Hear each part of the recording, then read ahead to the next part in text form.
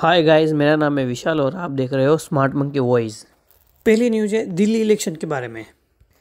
Delhi assembly election के लिए 1521 nomination file की गई है, मतलब 1521 लोगों ने नॉमिनेशन फाइल किया है, जो 981 कैंडिडेट के द्वारा की गई है। और ये इलेक्शन जो है वो फरवरी 5 को होने वाली है। सबसे ज़्यादा नॉमिनेशन न्यू दिल्ली के अंदर कॉन्स्टिट्यूशन में फाइल की गई है, जहां पर अरविंद केजरीवाल जो आप पार्टी से है, परवेश वर्मा जो बीजेपी की ओर से है और संदीप दीक्षित जो कांग्रेस की पार्टी की ओर से है, तो सभी लोग इसके बीच में इलेक्शन होने वाला है। कस्तूरबा नगर में सबसे कम नॉमिनेशन थी, जहां सिर्फ 6 कैंडिडेट ने फाइल की थी।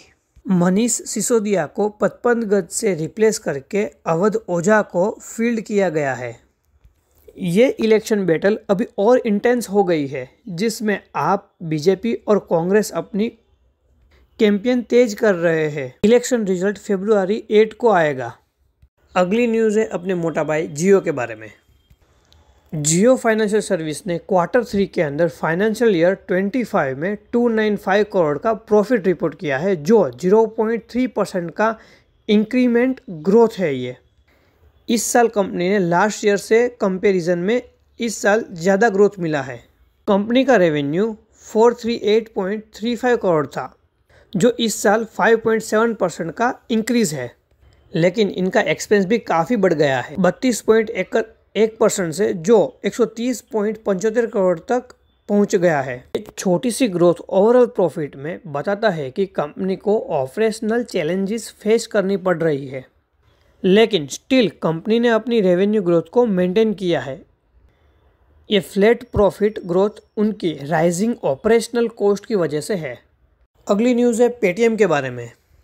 पेटीएम ने अपने ईसॉप्स जो है वो उसको एक्सपैंड किया है, जिसमें 2.03 लाख स्टॉक ऑप्शंस ऐड किया गया है।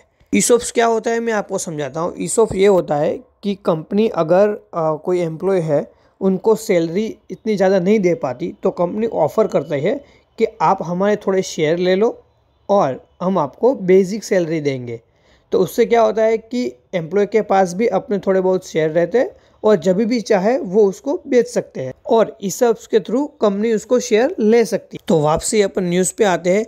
ये स्टॉक ऑप्शन एम्प्लॉय को कंपनी के शेयर प्री डिटरमाइंड प्राइस पर खरीदने का मौका दे रही है, जो उनके लिए ये लॉन्ग टर्म रिवॉर्ड का काम करेगा। अगर हम पेटीएम का रिसेंट स्टॉक प्राइस देखें तो 899.65 पर शेयर को दिखाता है।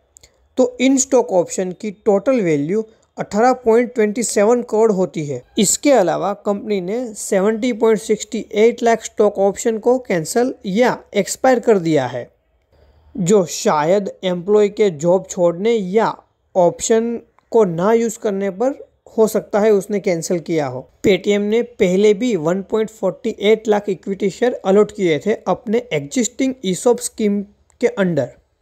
इससे ये पता चलता है कि पेटीएम थोड़ा अच्छा काम कर रही है और वो अपने एम्प्लॉय का भी ध्यान रखती है, मतलब कि ईसॉप्स के थ्रू उनको रिवॉर्ड भी दिया जा रहा है। मतलब पेटीएम के शेयर अभी और शेयर मार्केट के अंदर भागेंगे। अगली न्यूज़ है इनमोबी के बारे में। इनमोबी जो एक ग्लोबल एडवर्टाइजिंग टेक्नोलॉजी कंपनी है, वो अपना आईपीओ लाने जा रही है। ये आईपीओ अप्रैल तक फाइल हो सकता है और उनका टारगेट है 8 बिलियन से 10 बिलियन के बीच तक होना चाहिए। आईपीओ में नए शेयर के साथ साथ ऑफर फॉर सेल भी होगा, जिसमें शेयर होल्डर जो है वो अपने शेयर बेचेंगे। इनमोबी 2007 में एस्टेब्लिश हुई थी और आज वो यूनिकॉर्न कंपनी में से एक है। ये आईपीओ कंपनी को अपने मार्केट शेयर को और एक्सपांड करने में मदद करेगा और वो अपने ग्लोबल एडवर्टाइजिंग और मोनेटाइजेशन सॉल्यूशन को और मजबूती से ऑफर करेगा। बट इसमें मुझे लगता है कि आईपीओ आने के बाद इन्वेस्टर जो है वो अपना शेयर बेच देंगे और इसमें जो आम जनता है वो फंस के रह जाएगी। जिसने इसमें इन्वेस्ट किया होगा वो फंस के रह जाएगा। तो लेट्स सी, देखते हैं अप्रैल में ये आईपीओ आने वाला है, देखते हैं कौन कौन भरेगा। आप भी कमेंट करिएगा कि कौन भरने वाला है ये। अगली न्यूज़ है जोमेटो और ब्लिंकिट के बारे में। जोमेटो ने अपनी क्विक कॉमर्स सब्सिडी जो ब्लिंकिट है उसमें 500 करोड़ का इन्वेस्टमेंट किया है। इसके सामने ब्लिंकिट ने 2537 इक्विटी शेयर जोमेटो को अलॉट किया है। शेयर का प्राइस 90.7 लाख रखा गया है। ये फंडिंग राउंड जोमेटो की 300 करोड़ की अर्लियर इन्वेस्टमेंट के बाद आया है। इस इन्वेस्टमेंट के बाद जोमेटो का टोटल इन्वेस्टमेंट 2300 करोड़ हो गया है ब्लिंकिट के अंदर। जोमेटो का ये स्टेप ब्लिंकिट को अपने ग्रोसरी और एसेंशियल डिलीवरी ऑपरेशन को फास्ट ट्रैक करने में मदद मिलेगा और उनकी ग्रोथ का बूस्ट मिलेगा। ये अभी आगे देखते हैं जोमेटो की ये जो डील है वो कितनी कारगर रहती है, कितनी प्रॉफिटेबल रहती है। अगली न्यूज़ है विप्रो के बारे में। विप्रो ने अपने दिसंबर क्वार्टर में 0.7% रेवेन्यू डिक्लाइन रिपोर्ट की है, जो कांस्टेंट करेंसी में है, लेकिन सिक्वेंशियली उनको 0.1% का ग्रोथ मिला है। कंपनी का टोटल बुकिंग अगर देखा जाए तो 7.3% ईयर ऑन ईयर इंक्रीज होके 3.5 बिलियन तक पहुंचा है, जो मेनली स्मॉलर और मीडियम साइज डील में इंटरेस्ट की वजह से हुआ है। ये सीईओ श्रीनी पालिया ने 2025 के लिए कॉन्शियस ऑप्टिमिज्म दिखाया, जिसमें एआई और आर्बिट्ररी स्पेंडिंग का एक्सपेक्टेड ग्रोथ दिखाया है। विप्रो का ऑपरेटिंग मार्जिन भी इम्प्रूव हो गया है, 17.5% तक गया है, जो कोर और कंसल्टिंग बिजनेस की ऑपरेशनल एफिशिएंसी की वजह से हो रहा है। कंपनी के एम्प्लॉय हेडक्वार्टर में 1157 की कमी आई है, लेकिन कंपनी अभी भी 10,000 फ्रेशर को हायर करने का प्लान कर रही है।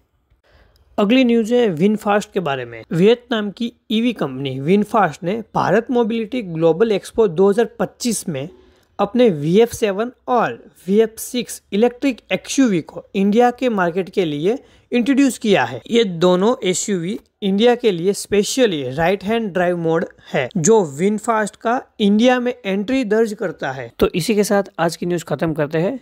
जय हिंद, वंदे मातरम। वीडियो अच्छी लगी हो तो लाइक कर देना, शेयर कर देना, सब्सक्राइब कर देना।